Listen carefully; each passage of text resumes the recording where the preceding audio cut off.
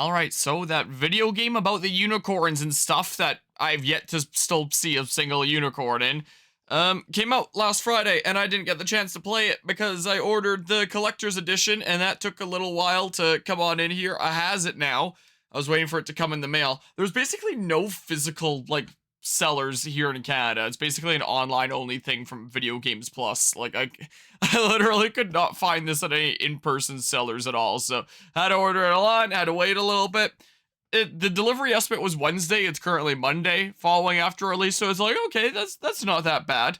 I'm intrigued about the collector's edition here because this is the only time that I've seen a game collector's edition include apparently a full separate card game, so we'll see what that's about. I'm gonna put my, my DBD stream playlist, which is just what it's called, even though I haven't played Dead by Daylight in, like, forever, just because this is, like, my between games playlist and what I keep on adding to it. Let's put that on shuffle.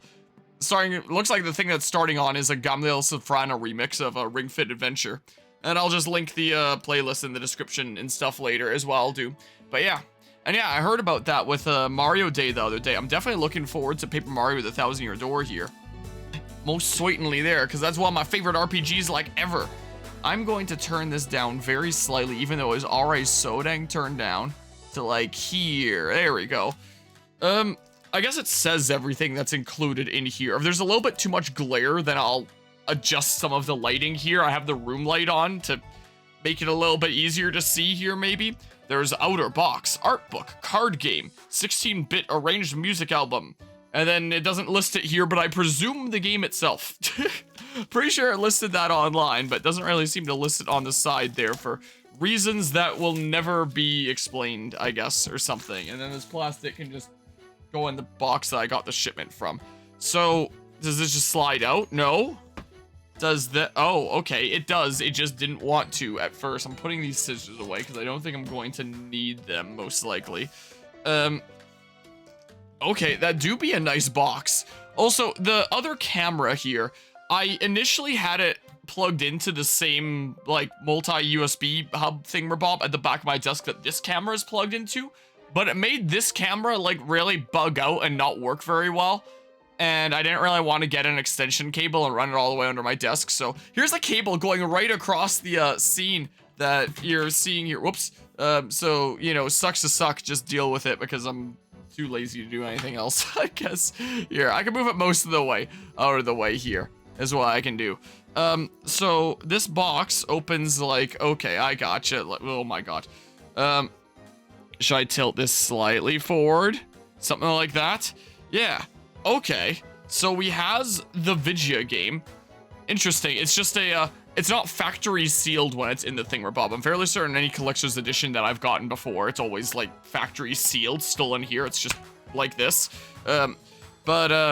You know, that's fine. No complaints there. I don't, like, it's sealed in, like, the overall thing, so, like, who cares? It doesn't matter. Here's a download code for the heraldry pack, which is, like, the different designs and stuff there.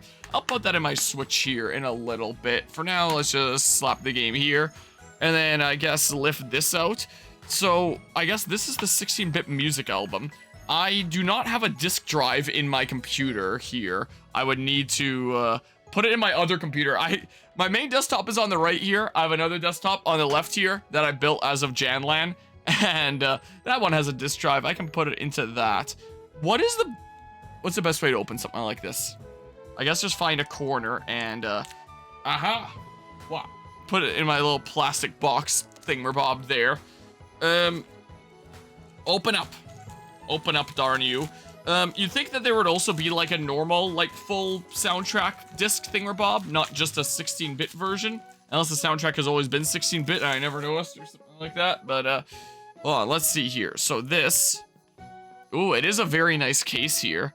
The text is on the outside like that. Sega, all rights reserved, unauthorized copying, yada, yada, yada. Okay.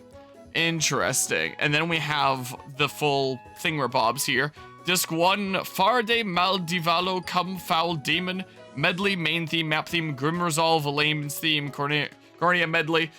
If you want to read that, if the camera focuses, this camera sucks sometimes, I swear. Oh, it almost had it. Oh, oh, oh, oh, oh. God, whatever. Whatever, man. There, that. I guess this is the art book here. So my microphone is a little bit in the way here. Should I just kind of move it off to the side and kind of speak over this way or something like that? Scooch in my chair here and try to show this clearly under the camera and stuff. Interesting. So yeah, just a soft cover book here. Contents, forward, characters, classes, world map, background art, overworld art, shops, the cuisine of Fevrith, items, concept art, product information. Am I gonna get spoiled on things by going through this? Forward, to those of you reading this letter, thank you for purchasing Unicorn Overlord. I'm the director for this game, Takafumi Noma. After previously serving as a programmer on other titles, this project was my first as a director, and I'm proud to have seen it through from start to finish. It was also my first time designing characters for use in battle. I put everything I had into bringing the work to life, and seeing my art moving in-game for the first time is a thrill I'll frankly never forget. This project started with only a few key members, but grew over the years to eventually include the entire company. I'd like to express my deepest thanks to Vanillaware's president, Mr. Kamatani, I believe that's pronounced, something like that, who encouraged us every step of the way until the project was finished, as well as every single person who contributed to development. Thanks to everyone's hard work on this title, I think we managed to create something truly unique and impressive. I certainly could never have achieved it alone. What kept us going through all our efforts was the sincere hope that we were making a game our players would enjoy. Nothing would make me happier than to know that wish has come true with this title. Takafumi Noma, Director, Unicorn Overlord. That's cool. That's a nice little note there. Yeah, so I guess it goes through all the different playable characters here. So there's our initial two. It says the Japanese voice of each of them. It doesn't say the English voice of each of them. And then like a little character overview that I assume that you can find in-game and stuff. Oh, those are just the only big ones. I still don't know who Scarlet is in the game from what I've played in the demo so far. I know that we need a saver. I don't know what her connection and role and the plot is and stuff. But considering she was really big in the front there, I assume that means that she's real important and stuff. But yeah, the way that they've handled this here is like really charming and stuff. I really quite like it. Oh, and I like how it shows like the attacking, sitting, dodging. Here's attacking, victorious, laughing. Few different things for each there. So not every single sprite for every single Dudo. But yeah, so I have a lot of these Dudos recruited from like where I've gotten in the playthrough so far. I haven't gotten to you yet. To know who the heck you are, I just recruited Morden and Yana. I think I just recruited you at the end of my last session here, is what it was. I wonder if there's any, I kind of have to like lean super far forward here if I want to clearly show stuff. And the camera is not going to focus in because it's a crappy camera, so, you know, it might not be exactly the best video in the world for showcasing what all this stuff here is. But hey, whatever, I suppose. But yeah, there's quite a decent bit to this art book. It seems like there's quite a decent few pages here. And yeah, it seems like there's going to be a lot of different characters to recruit here. I assume I don't recruit you because I assume that you're dead and stuff. There was that Dudo that I remember I spared last time during my stream there. And then I guess we go into NPCs here is what it looks like. So are you not playable here? Or no, you are playable. Characters Drakenholt. I gotcha. So it just showed like the NPCs for that area. So here's like the big arts for, I guess, like the most important characters of that area and stuff. And then there's another, I suppose, really important character for the area or something like that. Something like that. Something along them lines. What are we listening to now? Where's my mouse? Wah. It's a Pokemon remix, I can tell you that. Howoli City by Noteblock is apparently what's playing right now. Interesting. It looks like there's Wyvern Riders in this game. Well, Dragon Riders. I don't know if they'd be called Wyvern Riders. Maybe I shouldn't be using Fire Emblem terminology here and stuff. Is maybe not the best thing to do. Whoa! Someone's name is Gloucester from House Gloucester. Just like that, oh, gosh dang it. Why am I forgetting the name of the purple-haired guy from Golden Deer? Whatever. He's someone or other. He's a Dudo, and then there's NPCs, so I guess the most playable characters will come from, like, the initial place, which makes sense. And characters Elheim, which, very different design there. Hope your legs don't get cold. Must be a very warm climate, I guess. So, all the characters from this part of the world, it seems like. The art of this game is really awesome. Like, that was one of the things that I'm trying to, like, avoid, like, the glare of the light here. I could turn off the room light and just have like the desk light, but then I feel like it's gonna be even harder to see. I don't know.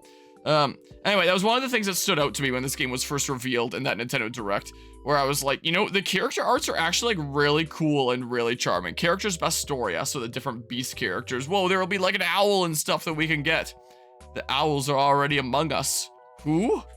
Yeah. There's Ryman. Look how cool he looks. I don't know.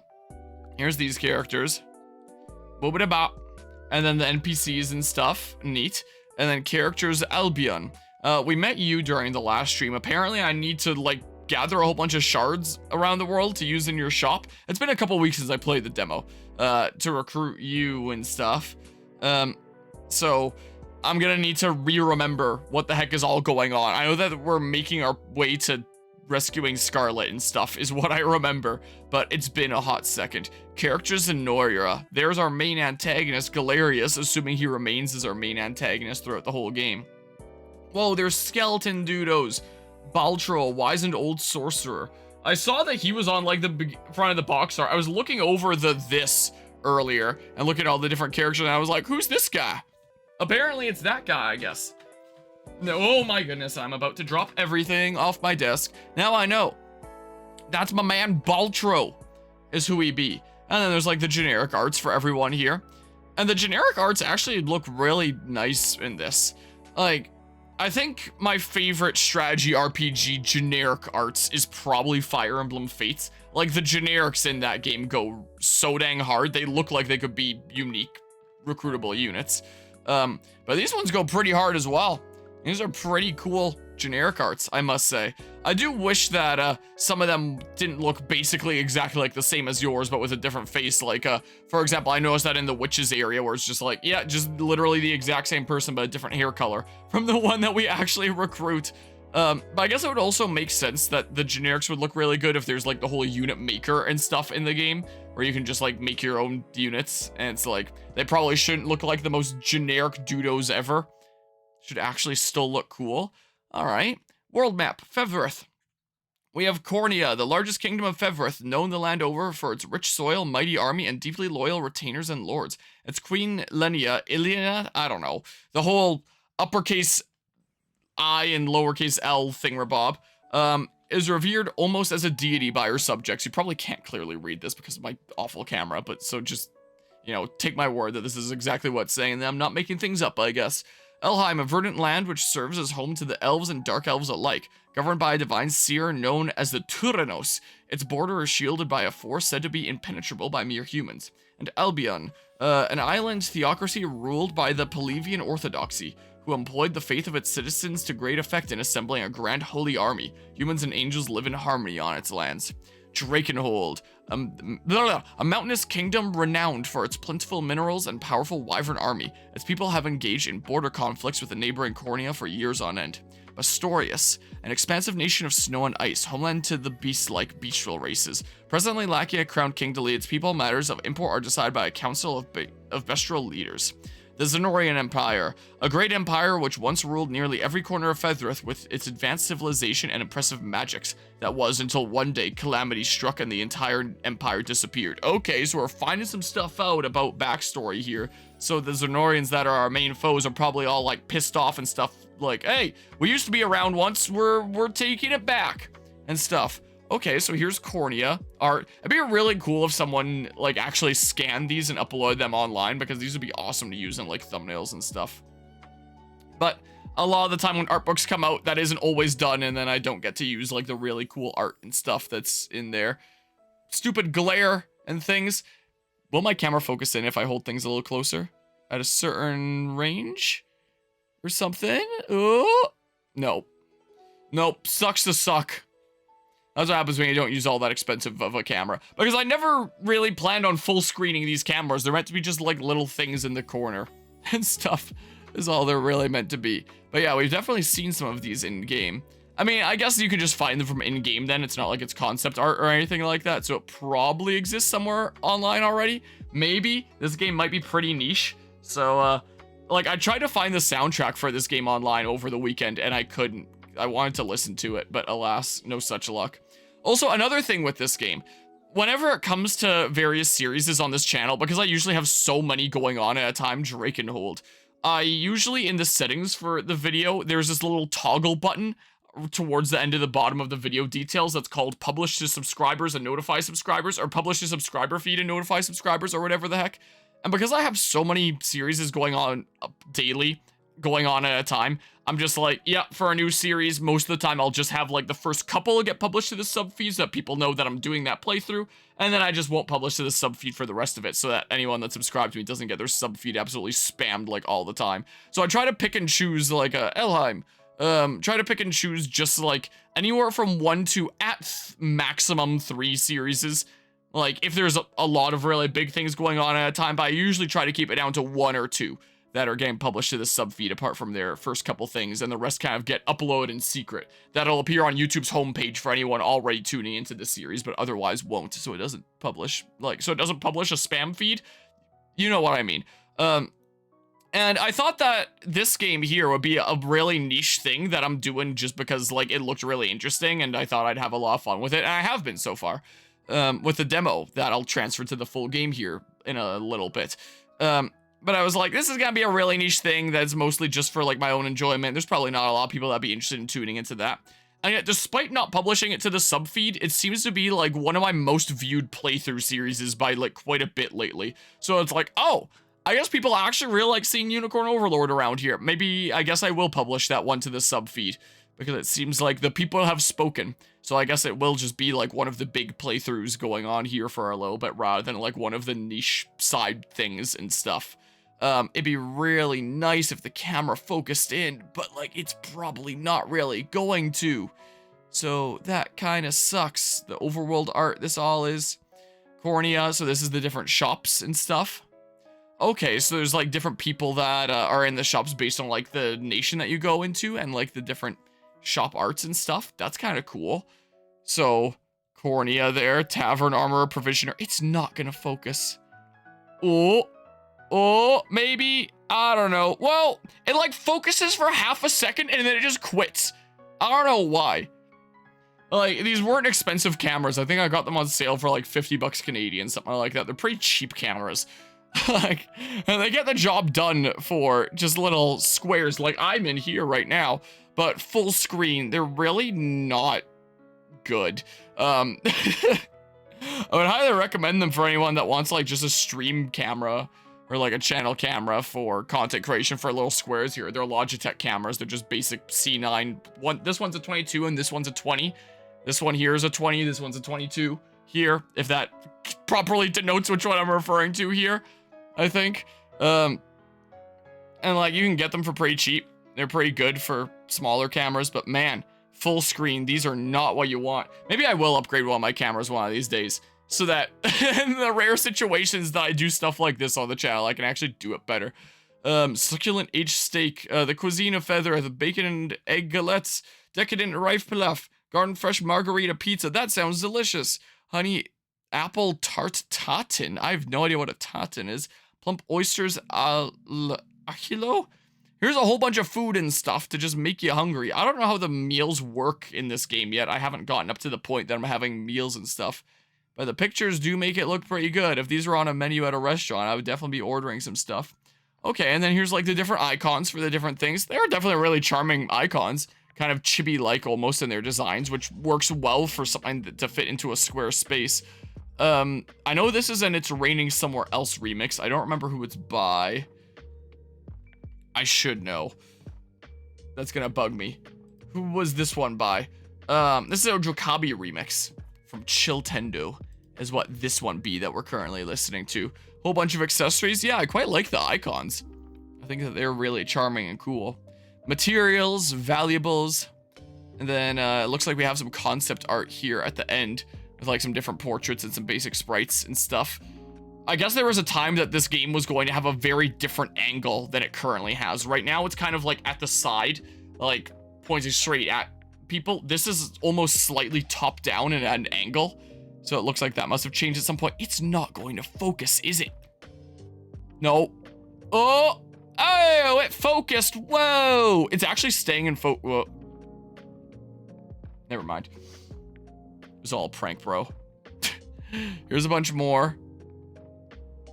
make out what you will. Yeah, if you want to find this stuff in more detail, you might have to find it online or some other YouTube videos, such to suck.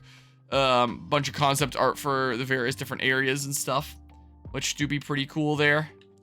And then, yeah, art book published by Atlus Co., edited by Vanillaware, unauthorized duplication of this book and distribution, yada yada. Yeah, there's that. That's pretty cool. All right, I need to find space for things. I'm putting this stuff on my lap for now because I don't know where to put stuff. So this is the thing that I was most intrigued by. The fact that this game collector's edition included a whole separate game being a card game. And I like game design stuff in general. I took a whole class on tabletop games during university. I even plan on this upcoming weekend going to a tabletop games party or get-together thingamabob that's being done by, like, the computing science department at my university. Like, I do enjoy me some tabletop games as well, even if I don't play them as much as video games. So the fact that they designed a whole additional card game based on this video game to include in the collector's edition, I don't know if this is the kind of thing that's going to be sold as, like, a standalone thing later, or what their plan with it is like, huh, that's kind of interesting. And it's definitely one of the more expensive collector's editions that I've bought before. But yeah, a whole separate card game here. And, you know, tabletop games they're expensive a lot of the time. Yeah, it's unicorn time. And here's this card game here. Except this probably isn't going to be properly showcased how to play it on the channel for a good while. I would like to showcase it on the channel properly one time. But I don't know if I could really bring anyone in here to play it with this limited table space and stuff here. It might be kind of weird. When I was streaming Mario vs. Donkey Kong most recently, finishing off that game, we ended up talking about the collector's edition of this game and this card game. And one of the suggestions was to play it at a LAN event, like Fragapalooza or Janland, that kind of thing. And I was like, you know, that's actually a good idea. So there's another LAN event coming up in May, Mega LAN, I believe it's called, towards the end of May. So I might just, you know, see if family and friends there and, like, some of the Fragapalooza staff and stuff like that might be interested in playing Unicorn Overlord, the card game, with me at Mega LAN this May, or something like that. So you might see a playthrough of this sometime later, maybe. But let's see what this is like here.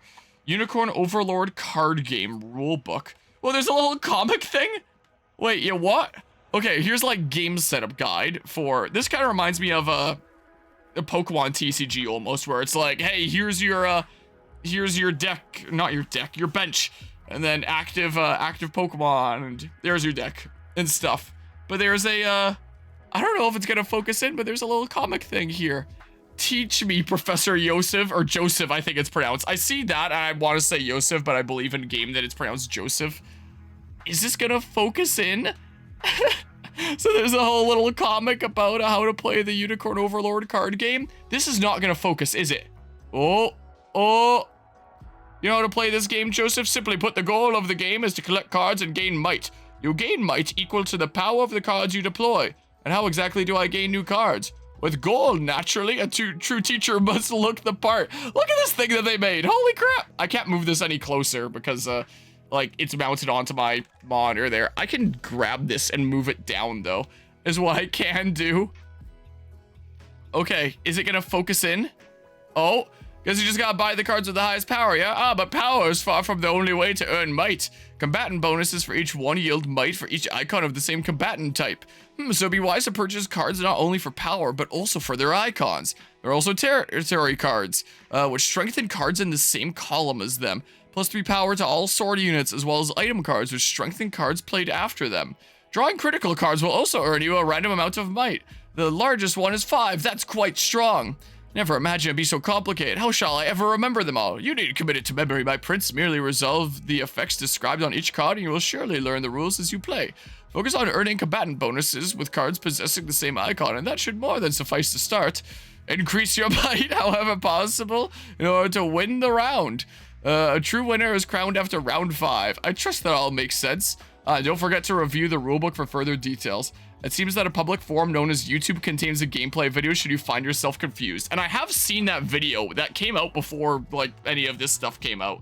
But it went a little bit over my head, and I feel like I would need to actually play it and figure it out as I go. But the fact that they made this, like, the whole little, like, here's a simple layout, game setup guide and visual that's really nice, and then the little comic of the general what's the go-to thing is kind of fun there. I like that.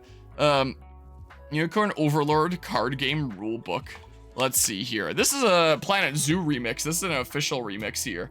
One of the Sounds of Summer remixes. Yeah, of Juxdo is what this is real good. So let's see here. And yeah, if anyone wants like more in depth of how the card game works, like go check that out. I'll probably link it in the description if I hopefully remember.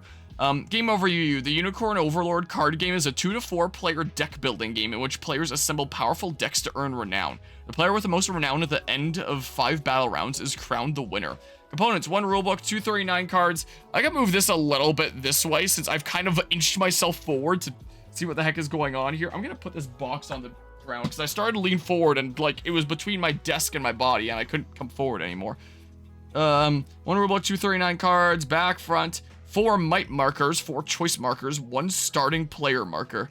Game setup: sort the cards into the piles seen below based on the type shown at the bottom of each card. So there's unit, item, territory, critical, burning, curse, renown, reference. So there's 8 different things to start there.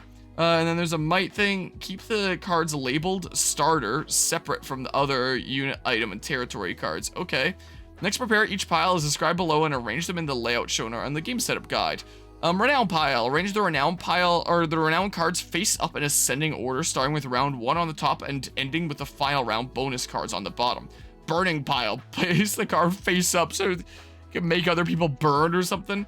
Curse pile. Place the pile face up. Unit pile. Shuffle the cards and place them face down. Item pile. Shuffle the cards and place them face down. Territory pile. Shuffle the cards and place them face down.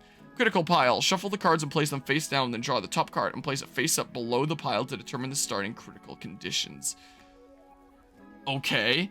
Marketplace. Draw the top 3 cards from the unit, item, and territory piles and place them face up to the right of each pile to form the marketplace. The further from each pile a card is, the older it becomes. Next, each player will prepare their play area. Might card. Take a might card and place it face up, then place a might marker nearby. You will use this to track your might throughout the game. If your might exceeds 25, proceed to the back side of the might card. Oh, and then it goes from 26 to 50. If your might exceeds 50, turn your might marker to the side marked 50, then use the front or back of the might card to continue tracking. Do the same if your might exceeds 100. Example, this player has 62 might, so the might marker's been turned to the side marked 50, then placed on the might space marked 12. Well, it's good that there's like a handy tracker thingamabob there if it's gonna get into high values. Town cards. Each player receives 1 town card from the starter pile and places it in their province in column 1. Each player receives the 7 starter cards shown below. Building a starting deck. Each player draws 3 cards from the top of the unit pile and reveals them to the other players. Combine these with the 7 starter cards, shuffle them, and place them face down in the deck position. Okay, so here's one player's starting cards: Fighter, Soldier, Housecarl. I recognize those classes from the video game that it's based on. Whoa. Gameplay. The game is played across 5 rounds in which players draw cards to gain might. Player with the highest might at the end of each round will earn renown, and the player with the most renown at the end of the game is crowned the winner. And I know that renown is a very important resource in the actual video game there. Highest might. The player with the highest might takes the top card from the renown pile. So yeah, and I guess that's how you keep track of how much renown you have and stuff. Choosing the starting player. Use a fair method to pick the starting player and give them the starting player marker. The starting player will be player 1, followed clockwise by player 2, player 3, player 4 if present. After each round, the starting player passes the marker to the player on the left, who becomes the new starting player. Player numbers also shift accordingly. You need a lot of table space for this game. I would like to do it at the next LAN event that I go to, but I'm gonna need to clear a lot of space if I do that. Holy crap. It's gonna take some figuring out of exactly how that's gonna work. Like, at Janland, they had a whole separate area on the side where people were setting up, like, tabletop games and doing stuff there. But that would be kind of far from my streaming setup, and it's like, how am I gonna do this while having it be on stream? So it could be part of my Unicorn Overlord series to just showcase the card game as part of it. You know? Why not there? But I don't know how that's gonna work. I would like to cover this card game, but I don't know if it's gonna happen. I'll try to make it happen in May at that event. Round overview, draw phase, page 6, territory phase, page 7, battle phase, page 8, results page, page 11, end phase, page 12, and then repeat that for each of the rounds until the end of the game. Draw phase, all players draw 5 cards from their deck and add them to their hand. During round 5, draw 6 cards instead of 5. If they're, this cable is, What if my deck runs out? If there are no cards in your deck during the draw phase or on receiving a draw effect, shuffle your discard pile and place it face down in deck position. For example, if you have 3 cards remaining in your deck and must draw 5, draw the 3 cards from your deck, shuffle your discard pile to form a new deck, then draw the remaining 2 cards. Okay, I gotcha. That makes sense. Territory phase. Beginning with the starting player, resolve the phase effects of all territory cards in your province in the order of your choosing. Proceed clockwise until all players have done the same. There are 2 types of territory card effects: phase effects and continuous effects. Phase effect. Phase effects may be used once during each territory phase, and continuous effect. Continuous effects persist for the duration of the game. And what are the example ones here it shows? A phase 1, you may use up to 3 gold actions, and continuous 1 increases the power of your units in the same column of this card by 2. Okay. And then some territory cards have both types of effects, like this cathedral here. If you have all 10 combatant bonuses, okay, there's a part of a box that blocks it, but it's something or other. Example territory phase. There's town, fortress, forest, and desert for the different territories. Player 1 uses their forest phase effect to discard 2 cards and draw 2 cards. Because what does the force say? Discard up to 2 cards from your hand, then draw that many cards. Okay, I gotcha. Then, next they use their town's phase effect to use 3 gold actions. They opt not to use their desert's phase effect. What's their desert's phase effect? You may discard the top 1 card from your deck and or destroy up to 2 cards from your discard pile. I guess if you really want to get rid of something in your discard and don't want to pick that up, and then they pass to the player on the left. The Fortress card is a continuous effect and thus not used during this phase. Some card effects include Gold, Draw, Destroy, Curse, Burning, Critical. These icons are explained in detail on page 13. Battle phase. During this phase, players will place down cards and compete to gain the most might. All players must choose 5 cards from their hand and place them face down on the battlefield in columns 1 through 5. You must also place a card in column 6 during the final round. After placing your cards on the battlefield, discard any cards left in your hand face up. The starting player then deploys the card in column 1 of their battlefield, flipping it and resolving its effect. Proceed clockwise until all players have done the same. Once all players have deployed their column 1 cards and resolved their effects, repeat this step for all the remaining columns. Okay, and what kind of things are going to be on the, what? What? Is this a print error? What the? How did this happen? You what? I just get like some rare misprint here. Like the ink of this put on is like very cleanly along this line. And what the heck? Unless this is just meant to be like a bookmark or something like that to easily come back to this or something. It seems odd though. Like this is a perfectly flush corner. You can also bend it like this, and that's where the ink is like, and then there's a notch that's just missing. Okay, weird.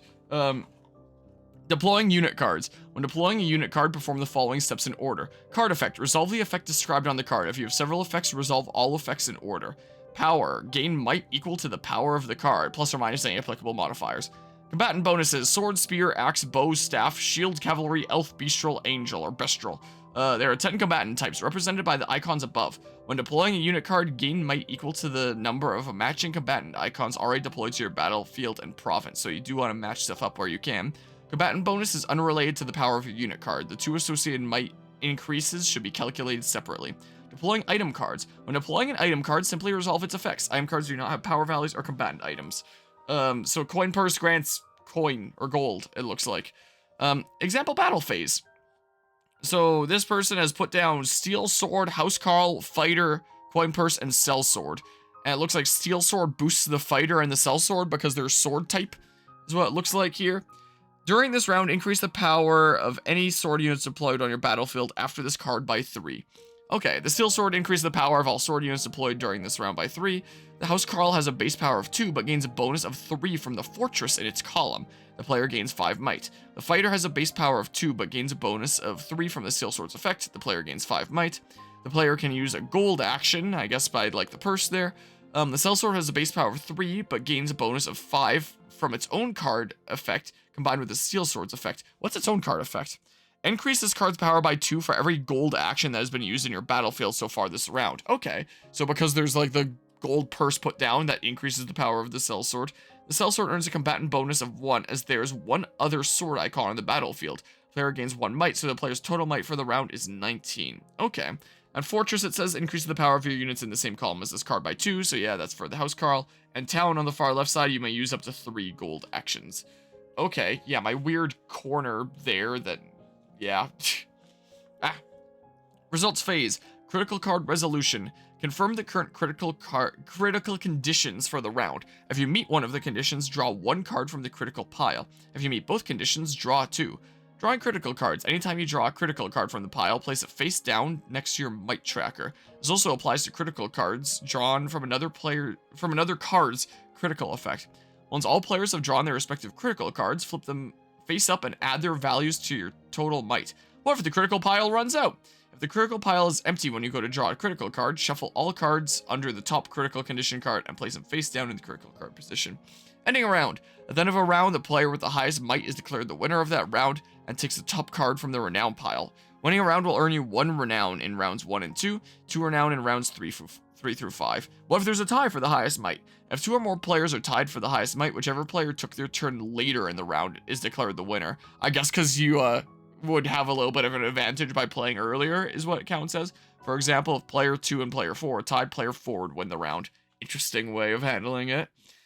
End phase. In this phase, players will prepare for the next round. Critical cards are reset during each end phase. Discard all players' critical cards by placing them on top of the most recent critical condition card. Then draw a card from the critical pile to become the next round's critical conditions. Okay, move all cards from the battlefield to the discard pile, or move the might marker from all might cards. Pass the starting player marker to the left and begin the next round, starting with the new starting player. And then final round rules. The following rules apply exclusively during round 5. Draw 6 cards at the start of the round. You may deploy 6 cards to the battlefield instead of 5. After the winner of round 5 takes their respective renown card, they also take additional renown cards based on the difference between their might and that of the second place player. These final round bonus cards are awarded for every 10 points in the gap between the first place and second place player. Oh, that's interesting. So yeah, it's doing this example here of like 50, 30, 7, 22 for all the mights. So 2 extra renown because there's a difference of 20 between the 50 and the 30. There. I gotcha. Winning the game. At the end of round 5, the player with the highest renown is crowned the ultimate winner. What if there's a tie for the highest renown? If 2 or more players are tied for the highest renown at the end of the game, whichever player earned more might in round 5 is crowned the winner. If there is still a tie after this, whichever player took their turn later in the round is crowned the winner. Icon effects. Some card effects are abbreviated using the following icons. Draw, add the top card from your deck to your hand. Destroy, place this card face up in the corresponding cemetery. Units, items, and territories all have separate cemeteries.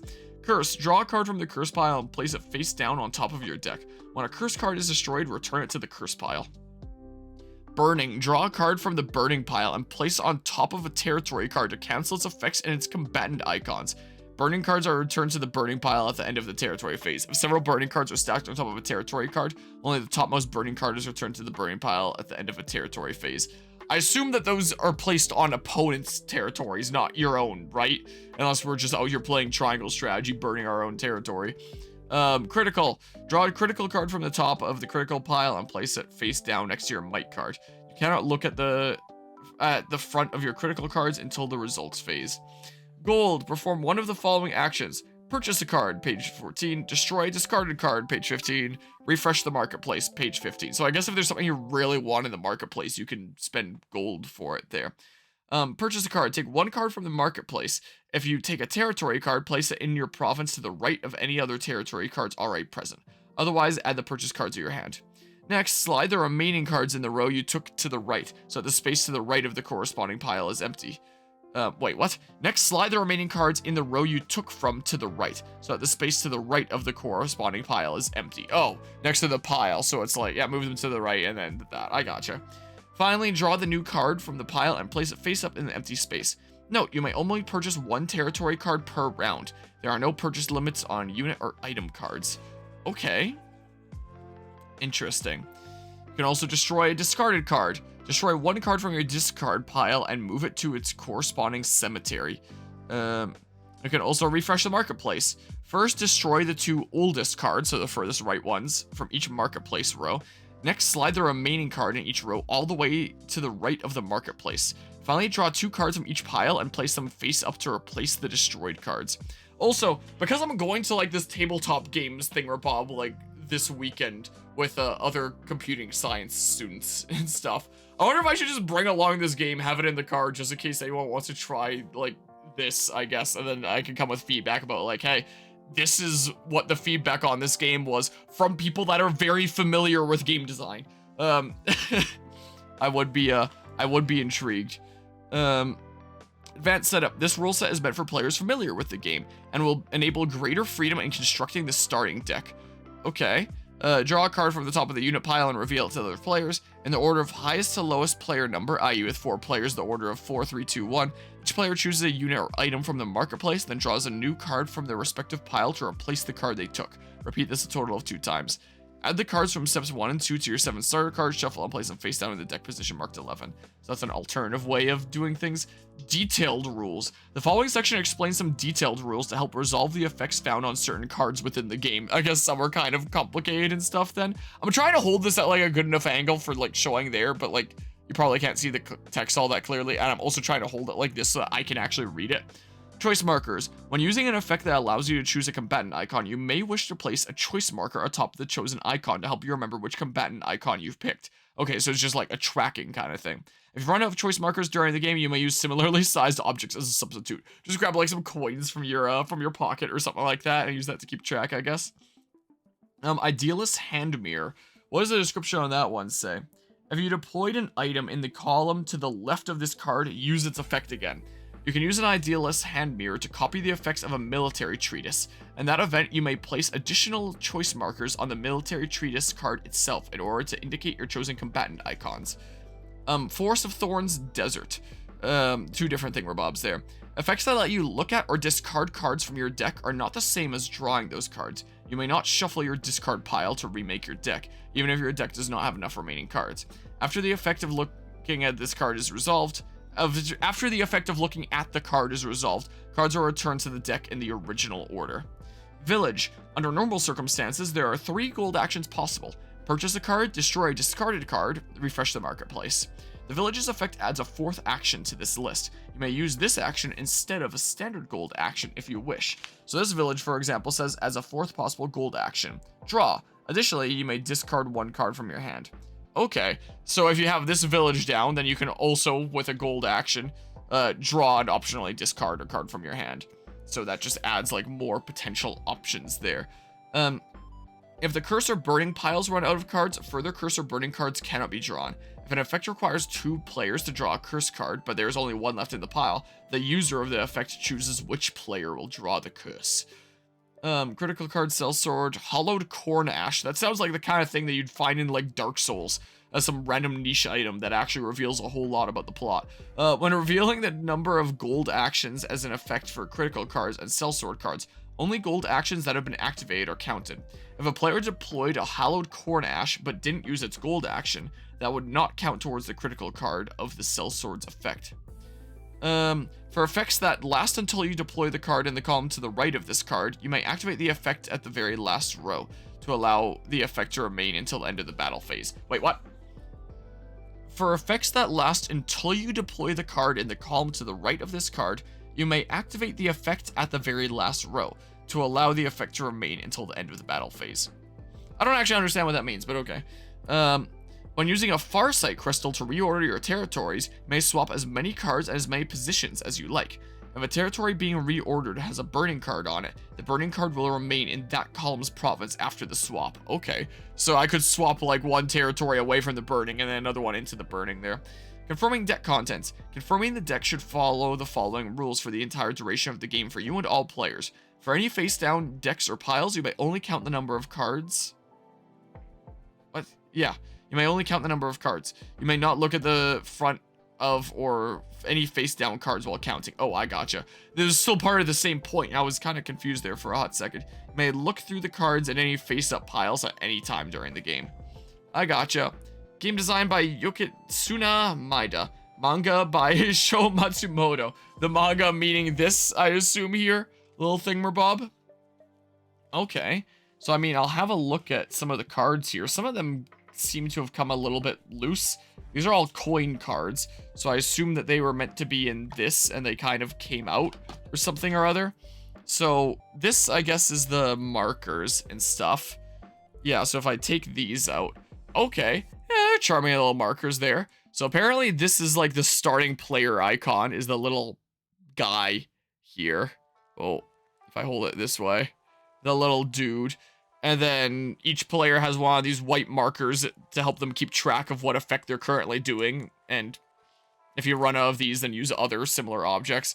And here's like the might marker, where use that to keep track of where on your might thingamabob you are. So here's the 50, and then here's 100 if you're going past that. Okay. Interesting. I can just put these back into the little baggie for now. Don't need those at the moment. Okay. So let's see here. If I pull out these first here. Yeah, not exactly like a super high quality box for the game by any means or anything like that. Because I guess it's part of the collector's edition as a game and not a standalone thingamabob here. But, you know, I guess it gets the job done. So yeah, we have our coin purses. A whole lot of those. Hallowed Corn Ash. Choose one of the following effects. Draw up to 2 times. Use up to 2 gold actions. Add up to 2 discarded cards to your hand. Okay, so here's the Hallowed Corn Ash. Steel Sword. During this round, increase the power of any sword units deployed to your battlefield after this card by 3. Okay, and then there's Steel Spear. Wait, is there less of that? Wait. Hold on, Steel Sword, there's 1, 2. Steel Spear, 1, 2. Okay, I gotcha. 1, 2 of Axe, 1, 2 of Staff. Yeah, there's 2 of each. So there's Bow, Shield, Courser's Reins. During this round, increase the power of any cavalry units deployed to your battlefield after this card by 3. Okay, Black Iron Sword. During this round, earn double the might from critical cards. Okay, Black Iron Shield. Gain 3 might. Other players cannot draw critical cards, and the effects of their sword units are negated until you deploy the card in the column to the right of this card. Okay, Diamond Shekels. All other players lose 2 might. Other players cannot increase their might via combatant bonuses until you deploy the card in the column to the right of this card. Archbishop's Mitre? I don't know. Gain 2 might for each type of combatant bonus icon in your battlefield and province. Okay, so I guess like that one promotes more diversity instead of stacking up a whole bunch of the same thing. Elite Beret. Ah! I have a little bit of a cold lately, I apologize. During this round, all units deployed after this card earn double the combatant bonus. Okay. Sanguine Blade. Inflict curse on yourself and all players with a renown greater than or equal to your own. Gain 6 might for every curse card in your discard pile. Okay, Curse Beret, or Beret, or whatever the heck. Inflict curse on all other players. All other players lose 5 might for every curse card in their discard piles. Mirage Great Shield. These are probably going to be like really high level equipment in the video game, I would imagine. All other players' units are treated as though their base power is 0 until you deploy the card in the column to the right of this card. Earrings of Pursuit. If you deployed a unit in the column to the left of this card, gain might equal to its total power. Resurrection Orb. Exchange this card with 1 card from your discard pile, then resolve the card's effect. Okay, Gold Ore. You may use up to 3 gold actions. Okay, Camping Set. Drop to 2 times. Choose the destroyed card. If you choose a unit or item, add it to your hand. If you choose a territory, exchange it with a card in your province. Okay, lots of camping sets. Stardust Hourglass. I almost said Hourglass. All their players discard their hands. Then all players discard all cards in their deck. What? All other players discard their hands. Then all players discard all cards in their deck. That sounds kind of busted. Farsight Crystal, you may exchange 1 territory from the marketplace with 1 from your province. Additionally, you may reorder the cards in your province as you see fit. Revenge Armlet. Gain might equal to 6 times the difference between your renown and that of the player with the most renown. Okay. Empowering Draught. During this round, increase the power of any units deployed after this card by 2. Warrior's Medallion. If you have the following 3 icons in your province and battlefield, Sword, Spear, and Axe, take 3 critical cards. Okay, Raven's Plume. If you have the following 3 icons in your province and battlefield, Sword, Bow, Staff, take 4 critical cards. Military Treatise. This card gains 2 combatant icons of your choosing from any of the kinds, it looks like. Okay. Charm of Warding. Discard all cards in your deck. Return any combination of up to 3 burning or curse cards from any player's provinces or discard piles back to their respective piles. Okay, Idealist Hand Mirror. If you deployed an item at the column to the left of this card, use its effect again. Dew of Strength. Once during this round, you may double the power of a single deployed unit. Okay, there's 2 of those. And Thief's Mantle. Any player who deploys an item loses 5 might instead of resolving the item's effect until you deploy the card in the column to the right of this card. Okay. Interesting. So, there's these cards, the kind of blue ones. Let's look at the territories next, how about? All the syphils. Take off the thingamabob here. Let's see here. We have the town. Should I just angle this more this way? You'll see a little bit of my lap here. Town. May use up to 3 gold actions. Yeah, there's lots of towns. It looks like village. Add a 4th possible gold action. Draw. Additionally, you may discard 1 card from your hand. Okay. Cathedral. So there's the 2 thingamabobs there of like the continuous ongoing and the one-off thing, or however that worked there. If you have all 10 combatant bonus types in your province and battlefield, gain 25 might. Probably really hard to get all the bonus types though. Discard the top card from your deck if desired, then choose a card from the discard pile and add it to your hand. Okay. Encampment. You might keep 1 card of your choice when discarding your hand during the battle phase. Okay, so keeping it for the next round, I guess. Wasteland. Increases the value of your critical cards by 1. Lake. When reshuffling your deck, you may choose up to 2 cards to leave in your discard pile, if you really don't want them, I guess. Walled City. Increases the power of your shield units in the same column as this card by 2. Okay. And the power. I thought it was called might. Maybe, well, whatever. Snowfield. Increases the power of your beast units in the same column as this card by 2. Okay. Plains. Is this a print issue? Or maybe it's just because there's plains and there's like nothing going on there. Probably is, but it looks like there's bonuses for cavalry unit, but ongoing, nothing. I thought there would have still been like some text that says nothing, but yeah, I guess that makes sense for plains. There's nothing. It's just straight up plains. It's not wrong. Forest. Discard up to 2 cards from your hand, then draw that many cards. There's no space after the comma between hand and then. You can barely see because my camera doesn't focus in. But yeah, that's a little bit annoying that there's no space there. Increases the power of your flying units in the same column as this card by 2. That's the Elven Forest. Fortress. Increases the power of your units in the same column as this card by 2. Church. Increases the power of your, I guess that's angelic units in the same column as this card by 2. But yeah, you be late. We're going through the various cards and stuff here. How's it going today, Anma? Harbor. You may add 1 combatant icon of your choosing to this card until the end of the round. You may then select a new icon next round. Okay, and then it's any of the 10 types there, it looks like. Ruins. Choose a destroyed card. If you choose a unit or item, add it to your hand. If you choose a territory, exchange it with a card in your province. Okay. Desert. You might discard the top 1 card from your deck, and or destroy up to 2 cards from your discard pile. Okay. Forest of Thorns. Inflict curse on yourself and all players with renown greater than or equal to your own. Then look at the top 5 cards of your deck and discard any of your choosing.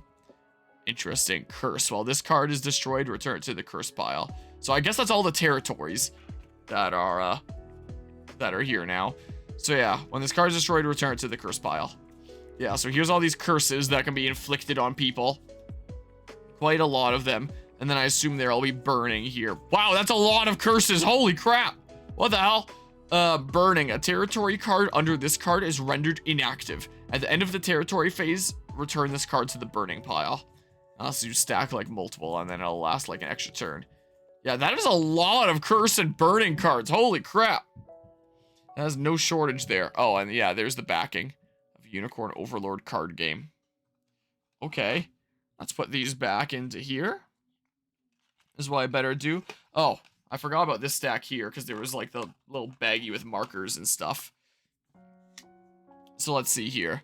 Yeah, round 1, there's 1 renown. Round 2, 1 renown. Round 3, 2 renown. 2 renown. Round 5 in red there, 2 renown. Final round bonus. Final round bonus. Final round bonus. Final round bonus. Oh yeah, because of like how much it goes up is based on how much you beat them by. 0. Wait, oh, these are the critical cards. Players with the lowest renown ignore if all. Wait. So this is just what? Can you gain 0? Like, I guess this is how how much might it adds, but like, what's the point of 0 ones? Wait, what? Maybe I didn't understand the instructions clear enough. But players with the lowest renown. Ignore if all players have the same renown. Players with at least 1 shield unit deployed to their battlefield. Okay. Players with the lowest might. Players with at least 1 cavalry unit deployed to their battlefield. Players with at least 3 item cards deployed to their battlefield. Players with at least 1 spear unit deployed to their battlefield. Players with at least 5 different combatant types deployed to their battlefield. Players with at least 1 beast unit deployed to their battlefield. Players with item cards deployed to column 1 and column 5 of their battlefield. Players with at least 1 flying, unit deployed to their battlefield. Players who don't have the highest renown. Ignore if all players have the same renown. Players with at least 1 angelic unit deployed to their battlefield. Players with at least 6 cards in the discard pile. Players with at least 1 axe unit deployed to the battlefield. Players with at least 2 units with a base power of 1 deployed to their battlefield. Players with at least 1 bow unit deployed to their battlefield. Players with item cards deployed to column 2 and column 4 of their battlefield. This is sounding like modern Pokemon evolutions. Players with at least 1 staff unit deployed to their battlefield. Players with a unit with a total power of 6 or more deployed to their battlefield. Players with at least 1 sword unit deployed to their battlefield. Players with at least 1 curse card on the battlefield. Players with at least 2 curse cards on their battlefield. Players with total might for the round is a multiple of 10. Players who don't have more than 2 of the same combatant type deployed to their battlefield. Players who have no cards in their hand. Players who have at least 2 activated gold cards deployed to their battlefield. Players who have no cards in their deck. Players with unit cards deployed to column 2 and column 4 of their battlefield. Players who have no cards in their discard pile. Players with unit cards deployed to column 1 and column 5 of their battlefield. The game is on round 5. Players with unit cards deployed to at least 4 columns of their battlefield. Okay, so those are the critical ones. And here's like the might tracking stuff. So those are double-sided to flip over to there and keep tracking on that side if you need. And then reference cards that can go around. So that's handy there. Draw phase. All players draw a hand of 5 cards from the top of their deck. Territory phase. Beginning with the starting player and proceeding clockwise. Resolve relevant territory phase effects. Battle phase. Place 5 cards face down in your battlefield. 6 cards in round 5. Discard any cards left in your hand. Beginning with the starting player and proceeding clockwise, each player deploys their card in column 1. Resolve the card effect. Earn might based on the card's power. Earn might based on the card's combatant bonus. Repeat for all columns until all cards have been deployed. Results phase. Resolve critical cards and calculate total might. The player with the highest might takes a renown card. End phase. Discard critical cards and set new critical conditions. Discard all cards in player's battlefields. Remove all might markers and choice markers. Pass the starting player marker to the left. Interesting. Alright. Let's add this little stack here. So I better do... I've already been shooting for about an hour. Wow. Takes a little while to go through all this, huh? Alright, and then finally, the units and stuff here. We have House Carl, unit starter. So no, I guess not all of them have conditions. Just some of them. There's Soldier, spear type unit. There's Fighter, a sword type unit. There's Hoplite. This card earns double might from the shield combatant bonuses. Okay. And it looks like you can clearly see what the number there at least is. And like the type. That should be clear enough on the camera, I hope. Only 2 Hoplites. Sword Fighter. And something critical there. I guess. It just says critical. Sellsword. Increases card's power by 2 for every gold action that's been used in your battlefield so far this round. Werewolf. This card earns double might from the beast combatant bonus. Okay. Were-Owl. Earn double the might from the power value of the unit played in the column to the right of this card. Okay. Were-Fox. Critical. Okay. Werebear.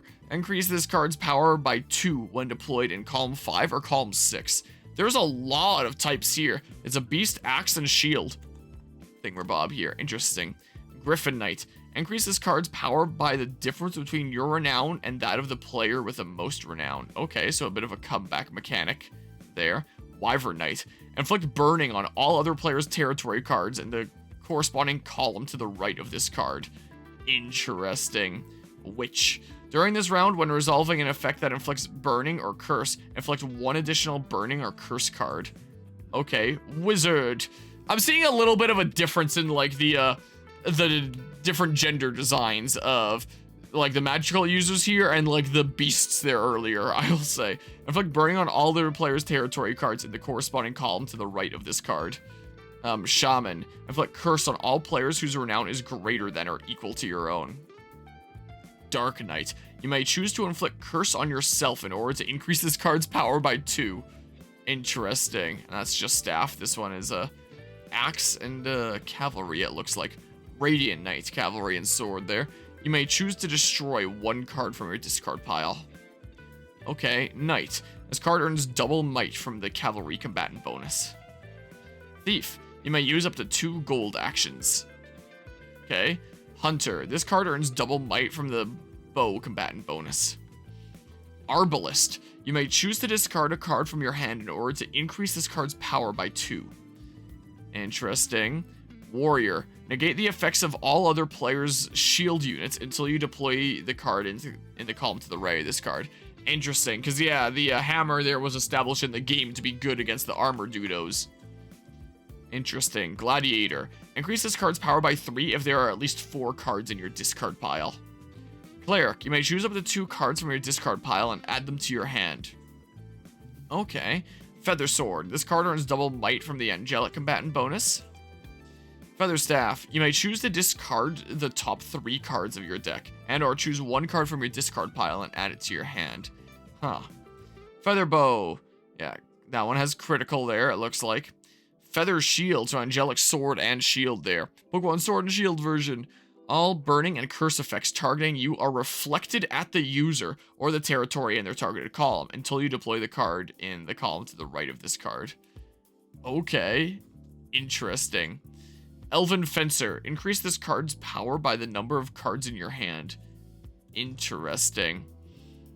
Elven Fencer, same thing but female, that I'm noticing stark contrast in the armor designs of.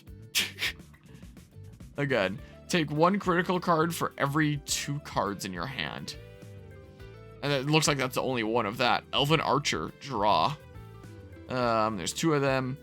Elven Archer, yeah, so just Elven Archer male, Elven Archer female. Again, very different design between the 2, I must say. Very different aesthetic in terms of what they're wearing. Alright. But I am actually pretty intrigued about this game here, I must say. Like, I oftentimes don't trust a lot of games that are just like, oh, draw, you get what you get, and then whoever has, like, the highest rank or the highest might or whatever at the end of the round wins. Like, usually stuff like that I think is pretty lame. But with the amount of different, like, strategy with the different elements all working together and you want to strategize around that, it's like, okay, I'm kind of intrigued. I am definitely intrigued here. But yeah, yeah, they know who their player base is and stuff. But yeah, and it is a cool thing that, like, the generic units in Unicorn Overlord go as hard as they do. And, you know, that's what's used on the cards here that do look, like, really charming and nice and stuff. But yeah, so I guess I'll just slap this, like, I don't know, like this here. And I'll play this at some point. And maybe come back to this little playthrough here with some feedback about how enjoyable the game was in an actual play experience, is what I'll do. But I am definitely intrigued right now. I would like to play this during Megaland if I can, but, you know, I'm gonna have to get, like, a decent bit of space set up. Like, this seems like the kind of thing that you could set up, like, a Pokemon TCG playmat for each person. Like, this right here is a Pokemon TCG playmat that I got from before Sylveon even existed. So Sylveon isn't on this, and clearly it's showing, like, its age and stuff here as it's kind of, curling up and stuff. You can't really see it from the top all that well, but my mat is showing its age here. I won this at a TCG event many, many years ago. Generation 5. I can just recycle these here. That's what I can do. But yeah, if I can get, like, a playthrough of this going on stream during Megaland, like, hey, I'll have it as part of my Unicorn Overlord playthrough, part of my series here. I definitely will, mark my words. But yeah, I'll see if that's a thing that can potentially happen there. Maybe. But yeah, ask some of them frag nerds if they want to play Unicorn Overlord, the card game, with me. Let's turn off the room light now. Off with it. Go back to this lighting that I like to have when I'm streaming and all that. Let's see here. I'm gonna pull a blanket over my legs again because I'm always cold down here. It's kind of the case. Yeah. So that's that's the special edition, collection edition, whatever the heck they called it, of Unicorn Overlord. We got the game, we got the card game, art book, 16-bit arranged music album is the stuff, and like the pre-order bonus of code for the thing there, and the really nice box that it came in here. Stuff. All right, I should pack some of these things away now. Let's see. So yeah, I'll put the card game back into here for now. Then I think, was it the art book next? I think, yeah, it was the art book next. And then the music album. Yeah, that all slots in really nice. Then I put in the thingamabob there. It magnets shut. All nice and nice. I can just move some of my 3D printed stuff back out of the way. That's what I can do, and slap this like here for now. Something? I don't know. I don't know, man. And bam. Wow. I don't know. Something like that. All right. I should put the game into my swatch here. I just like doing that because it's more convenient than reaching all the way over there to take the cartridge in and out. Hold on. Where's my mouse cursor? I can turn this off now. There we go. And then take out the game here. And take out whatever cartridge is currently in here. Oh, it was Plants vs. Zombies Battle for Neighborville, because we did that night of, like, doing all of the Garden Warfare games in order. And I had to play the Switch version, because literally no one was playing PC, and yet somehow people were playing the Switch version. Yeah, download the software update. Downloading data. While waiting on that, I may as well go to the eShop and redeem this heraldry pack code that, like, I mean, it's probably fine to show on stream because, like, no way anyone enters it before I do when I'm literally entering it live. I'm not a big enough streamer to have to worry about that kind of thing, I don't think. There we go. Cartridge back in my little 3D printed question mark block case. I move my keyboard back to in front of me. Oh, I can take this camera out of the way and just shove it, like, here. I'm just gonna unplug it completely for now. That's what I'm gonna do. And then just throw camera, maybe not on the, there, to the side of the stuffies and stuff. Just toss that back there. All right, I'm gonna want to switch my input over. Yeah, let's get prepared to play some more of this video game here that I would like to play.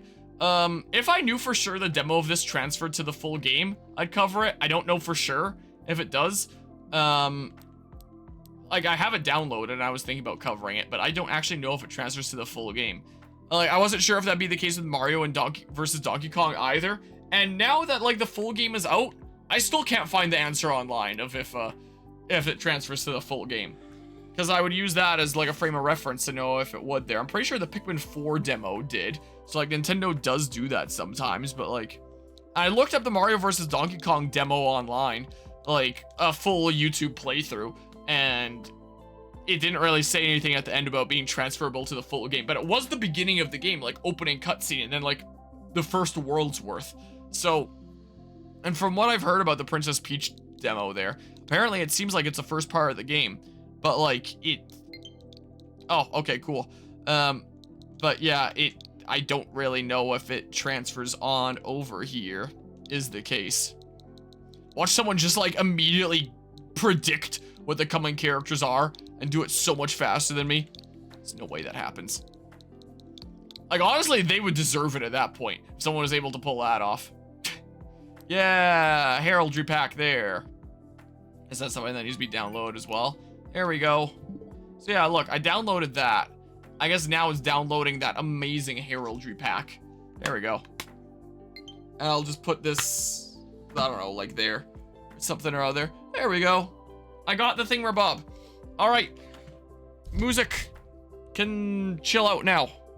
Move this to here.